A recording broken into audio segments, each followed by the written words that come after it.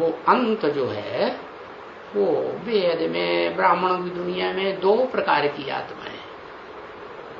एक है सूर्य से जन्म लेने वाली सूर्यवंशी, और दूसरी है ज्ञान चंद्रमा जो कृष्ण वाली आत्मा है, दादा लेखराज ब्रह्मा का पार्ट बजाती है, उससे जन्म लेने वाली सारी दुनिया।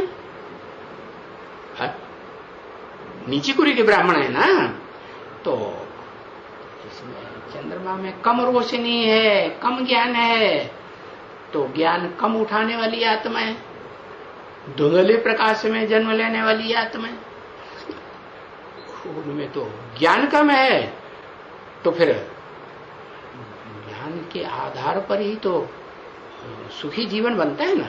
हाँ, तो ये आत्माएं सूर्यवंशी हैं, सूर्य के सन्मुख बैठ करके सुनती हैं, बाप के रूप में, टीचर के रूप में, सुप्रीम टीचर के रूप में, सदगुरु के रूप में। तो वो आत्माएं जो हैं वो ऊंची हुई ना। हाँ, वो बाप समान बीज रूप आत्माएं हैं। तो बीज रूप आत्माओं की पहले शूटिंग होगी, रिहर्सल होगी ब्राह्मणों की दुनिया में अंत में, या आधार मूर्त जड़ों की पहले रिहर्सल होगी? हाँ, किसकी होगी? बीज रूप आत्माओं की होगी। तो ये 10 साल और 20 साल की बात आई कि विनाश के कितने साल हैं, तो अव्यक्त बाप दादा ने बता दिया।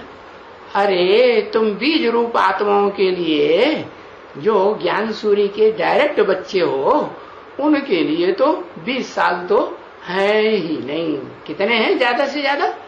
10 साल। ये 10 साल के अंदर स्थापना भी है।